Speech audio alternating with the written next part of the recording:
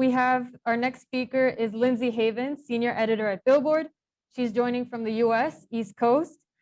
Lyndsey has personally interviewed artists like Billie Eilish and other industry moguls like herself. Thank you so much, Lyndsey, for joining. Please, the show is yours.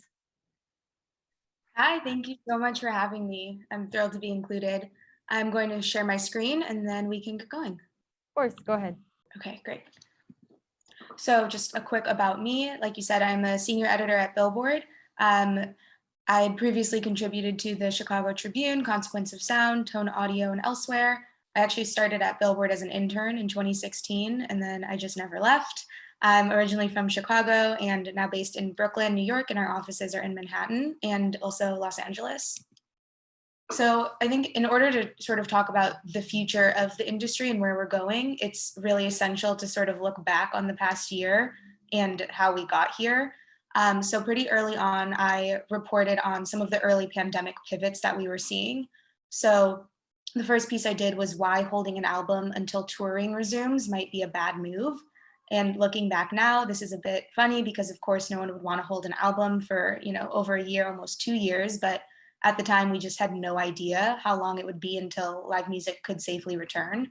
So I spoke with several agents, and they all told me the same thing, that more than ever during such a painful and really stressful time for people, that fan connection between an artist and their audience became more important than ever.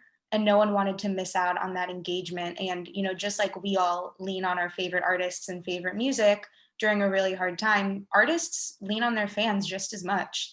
So it was really important actually for people to keep putting out new music, even though they couldn't immediately tour behind it.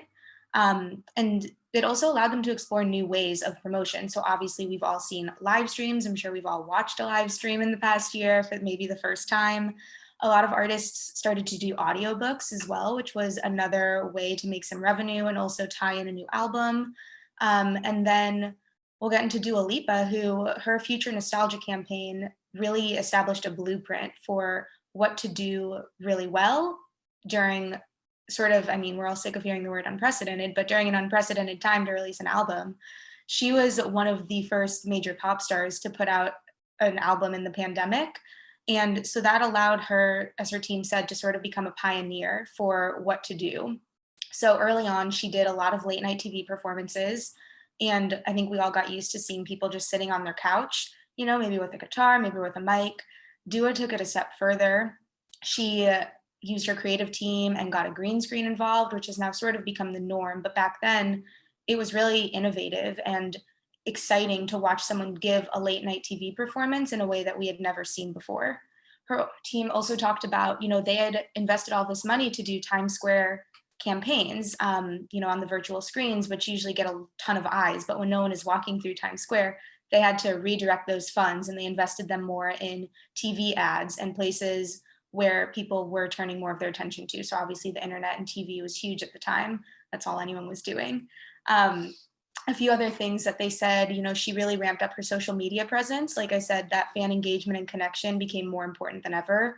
And to see Dua also wearing a mask and going to the store, these artists just became more relatable to us than ever before. And she really allowed fans to see that glimpse into her life and see that, in a time when she's promoting an album, she's also sitting at home, which is really weird. And then the last thing that they pointed out is because they planned ahead for the Future Nostalgia album, she was able to meet with all of their radio partners in person before everything shut down.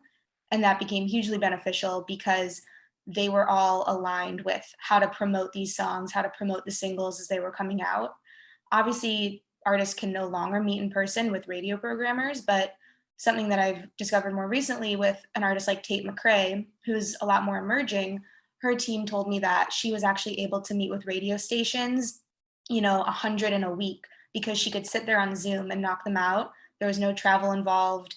There was no commute. It just became very easy to establish more partners than ever, quicker and easier than ever. So those are some of the early pandemic pivots that I reported on. Another piece I did that was really informative is speaking with several A&Rs at both labels and publishing companies about the new strategies that they had to get behind to make sure that they were finding opportunities for their artists and also helping them still make money when they're all off the road. So the biggest thing that emerged there was a prioritization of publishing deals. So not only renewals, a lot of artists who already had publishing deals going back to their companies saying, it's really important to me that I renew this with either the same terms, or in some cases, contracts did change. Someone told me that typically where it would say, you need to deliver your album within a 12-month period, that the lawyer had requested a change for 24 months just because everything was so uncertain at the very beginning here. And I think a lot of things still are uncertain. Artists weren't sure when they could get back into the studio. They weren't sure how easy it would be to work together. So a renewal for publishing deals became really important. And then also artists who previously didn't have a publishing deal and maybe didn't want one because they were such a strong touring act and all of their income came from live performances. Once they couldn't do that anymore, it became pretty essential for them to then meet with publishers who had maybe approached them before, or to reach out for the first time and say, look, this is something I'm really interested in. It can make me some money right now while I'm at home. Another strategy that emerged is this concept of more is more. Obviously, with streaming, we are living and thriving in a singles driven market. An artist can have a hit or several hits without ever releasing a full project, which we've all seen. And the pandemic just amplified that. Like we said earlier, you don't want to hold an album until touring resumes, but at the same time, once you release that album, you want to keep your fans invested and engaged. So you want to keep, doing a remix of a song, or you want to collaborate with someone new. This artist, Ingrid Andress, she had released an album, I believe, back in March, and her plan was to be touring in promotion of that album for several months after. Once that didn't happen, she met back with her team over Zoom and was like, hey, I'm sitting on all of this other music. So they actually revisited an old song that she hadn't yet released and put it out as a single. They filmed the music video over FaceTime. And it was just another way to keep giving back to fans that she had never planned for and fans didn't expect to get either. But it just sort of keeps an artist top of mind. And then that goes hand in hand with deluxe versions, which I think we're seeing more of now and will continue to. So Dua, again, a great example. She is now on the third version of Future Nostalgia. She had a remix album with the Blessed Madonna. She now did the Moonlight version. And it is just a way to keep that album, which is now almost a year old, really fresh for people so that, when touring does resume, she and her team had crafted a plan. They had a creative design in mind. I'm sure they had set lists, costumes, all these things that you don't necessarily want to lose or completely revamp. So by keeping an album really fresh and reminding your fans that it was maybe a favorite of theirs, that these are the songs that they know and love, it allows her, when she can tour safely again, to still do it on the heels of that album instead of an entirely new project. So those are some of the strategies that A&Rs informed me about, and I think that are still really vital now and aren't necessarily going anywhere. Another thing we've seen a lot of, and this is now top of mind because the Grammys are very quickly approaching, but the idea of virtual award shows. So the BET Awards, I believe, were first back in June. And because that was such a high time in COVID cases spiking across the world, that show was completely remote. So artists were able to actually deliver these really high concept, beautiful performances as mini films or music videos almost, which completely flipped the script of what an award show performance usually is. I think we're all used to seeing the same artist perform on the same stage. They have a set of limitations to work with there. And this just completely opened it up for creativity and innovation. You'll see this is Megan Thee Stallion's performance in a desert. It was beautiful. It felt larger than life because it could be larger than life. And the producers of that show told me that it was actually really fun to have those conversations with an artist and their creative team. And they worked really closely hand in hand to make sure that, an artist with a message could deliver that message in perhaps an even more powerful way than they could if it had to be done in front of an audience on a stage. You're also thinking for the first time about how to make a show really engaging for people at home. There's only so many people who can attend these in person, these award shows, when we were allowed to be there in person. And I think for viewers at home, it was fun to feel prioritized for maybe the first time. You're seeing something that looks so good on TV and is made for TV because everyone had to be at home. The MTV Music Video Awards, they adopted more of a hybrid model where the producers of that show told me that they really played up the element of surprise. So they never directly said ahead of time or even after what was pre-taped, what was live. They had some first responders and healthcare workers actually watching a few of the performances, but there was no real clarity on who was performing what, when, or where. And they actually really liked that. And they think it kept their audience guessing and kept the conversation going online a little bit longer than maybe it would have otherwise. And then this other photo is Post Malone, and this is from the BBMAs. So same thing, he performed outside, sort of this larger than life contraption behind him. They had a few $100,000 worth of fireworks going off, which you cannot do if you're inside an arena or stadium for a standard award show.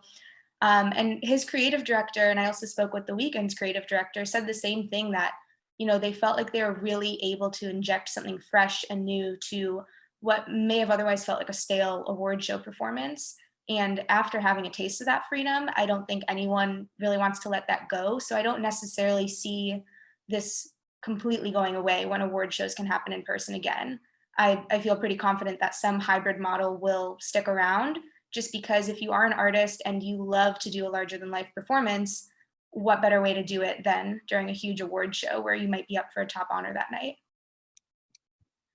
So hand in hand with that, what strategies will stick? I have overseen for the past few years at Billboard our Year in Music package that we always run at the end of the year. Obviously, the one at the end of 2020 was very pandemic focused, and a lot of our pieces were informed by this exact question, where do we go from here? So one of the pieces I did, tried to answer that. So I looked at, again, Dua Lipa and Taylor Swift in particular. So I'll get into that in a moment, but a few of the things that stood out: the virtual tour stops and meet and greets. So hand in hand with a virtual award show, something that has come up in a lot of my conversation is that once touring does resume and it resumes safely, these venues are going to be booked, and there's going to be more people than ever really eager to go see a live performance. So a great way for an artist to perhaps get more shows on their tour, say they're doing a 30 show stadium tour, is to add some virtual tour stops within that. So that way you can, keep up with the live stream performances that you've been doing. You can rent a soundstage, or a lot of these live stream platforms actually have space for an artist to perform from now. And that allows geofencing to come into play, where if you're an audience member, you want to feel like you're still seeing an exclusive show. So an artist and their team can say, if you're within a 20, 30-mile radius, you can actually pay and log in, and that artist can still make the show really tailored to whatever city you're tuning in from. And it can also allow them to drop exclusive merch for in-app purchasing. So I think that that's a really cool and innovative way to use a lot of what we've learned this year moving into the future of performances. And same goes for meet and greets too. I don't know how soon an artist will feel comfortable hugging hundreds of fans again in a day after a year like we've had. And so FaceTime meet and greets or Zoom meet and greets is another really safe way for an artist to get that one-on-one interaction with their fans. Similarly, remote collaborations, I do not think are going away. It's not like they were new in the pandemic, but we've obviously seen a lot more of them in the past year. And a lot of A&Rs and agents have told me that, some songwriters held out as long as they could. They did not want to get on Zoom to write a song, because you're sort of exposing your soul, and it can feel a little awkward if someone's on mute, which we've all experienced in different ways. But I think that learning curve has diminished over the past year. And if you have a veteran songwriter too, who does not want to travel and cannot get on a plane, for them to be able to log in on Zoom and maybe work with a more rising artist or a more rising songwriter producer is really impactful and beneficial. And so I think people, now that they have done it, they won't want to give it up entirely. One of the best examples is Taylor Swift. So she worked on Folklore and Evermore with Jack Antonoff and Aaron Dessner, and it was a #1 album. It was a record-breaking album, and the three of them had never been in the room together until after it was done, which I just think is so profound and really speaks to an artist of any level can get in on the ground floor of this. She also talked about in her Long Pond documentary that she didn't have a home studio.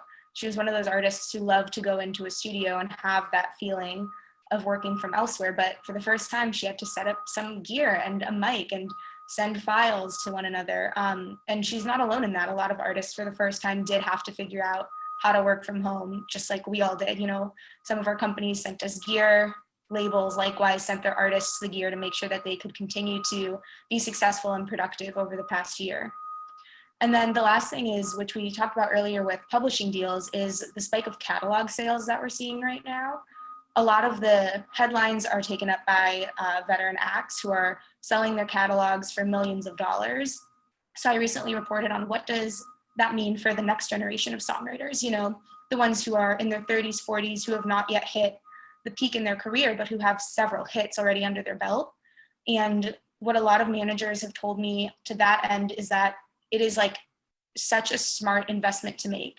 If you already have a catalog filled with hits and you know that you're going to keep churning out hits in the future, to look at it, you know, sort of as a portfolio, and you can sell that bit now, make some money and invest it elsewhere. And then you can keep adding to your catalog. It's not like you're giving up your whole life up front. And I think there are a lot of companies coming in now who want to work with artists and make sure that they keep artistic integrity, that they're really involved in the deal so that they're not blindsided and they can make up their own terms, which is fantastic. And so, especially with artists and songwriters who are not getting performance royalties and they're not on the road right now, if you can sell your catalog and get a deal that you're comfortable with and get a good amount of cash up front, I think it's an amazing thing. So those are some of the strategies that I think we will see more of and will not go away anytime soon. And I would love to field some questions on. So thank you very much. Those are all the pieces I wanted to walk you through. Thank you so much, Lyndsey. Amazing. And I love how your talk is very focused on, you know, the positive changes and where music is headed. I have a question on a more personal note. What you've interviewed some of the industry's, you know, greatest moguls. What has been the most interesting experience for you writing an article at Billboard? What has been maybe the subject that you interviewed that was the most interesting for you?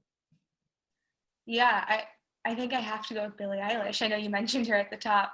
I mean, that was just sort of one of those like pinch me moments in a journalist's life where I'd been a fan of her for a really long time. And it was right during that period of time where everyone knew she was sort of just about to blow up. And so I actually got to shadow her at Coachella, which was now 2 summers ago, the last time I went to a festival, which breaks my heart. But to spend that time with her and her family and her team and just be so close to that moment was really special. And then it turned into a larger story about, you know, not just what it was like to follow a teenager around as she was becoming a massive pop star, but also how she sort of established this new blueprint for the streaming era. She's very much like an albums driven artist, like I said earlier, in a singles driven market. And to have someone so young doing that and doing it really well that's what made it such a good Billboard business story, because we could unpack that while also having a lot of color about, you know, like the day before she performed at Coachella, she was listening to Britney Spears. Like little details like that are always really fun to uncover. Definitely. And this article you mentioned, actually, it's very interesting. Can you maybe briefly go into detail on what makes the streaming an artist success in streaming era? Yeah. Something that her team they've done really well and they've explained to me in detail is that they are constantly promoting more than one single. So I think typically where an artist would release a single ahead of an album and give it several months to sort of breathe and live its life, her team instead decided to promote multiple at once. So if you turned on the radio, you had a better chance of hearing a Billie Eilish song because there were more being promoted and shared to radio at a time. And similarly, multiple singles were getting playlist placement. So you could, if you were feeling like more of an indie vibe one day, one of her, you know, slower tempo songs would be placed there. And you could just sort of find them wherever you looked. So it helped, I think it helped keep Billie and her debut album top of mind for a lot of fans, because you didn't even have to necessarily seek it out. The songs were just always sort of there. And I think we've seen her continue to do that even after the album. She's released a handful of singles throughout the pandemic. And now we know that it is leading up to a new album, but those songs that she put out don't even have to be on an album. You know, they can exist completely on their own because they all have their own packaging and promotion and rollout attached to them. Thank you so much, Lyndsey. I believe we have another question from the audience. Juan, would you like to come read it? Exactly. Thank you very much. We have a question from Daniel Uribe. He's asking you if you have looked by chance at the recent Caliucci's chart phenomena with her track Telepatia. If so, do you have some insight of how this happened? I love Kali Uchis. I don't have great insight on how this happened other than, you know, if you look at her career, I think that her team has been developing her for a long time, and that's something that gets overlooked sometimes. And this goes back to Billie as well. You know, people called Billie an overnight sensation, but her team had been developing her for 4 years. And I think if you look back on Callie's career as well, her team has been working with her and developing her for a long time. And so sometimes it just takes that to get to a point where an artist completely breaks through and has chart success and takes off from there. And I can definitely see this being that point in Callie's career, which is really exciting. Right, and this ties in with, you know, what you've mentioned about A&R reps being more busy than ever. Is we never take into consideration every single person behind the success of a brilliant artist. Exactly. Thank you so much, Lyndsey.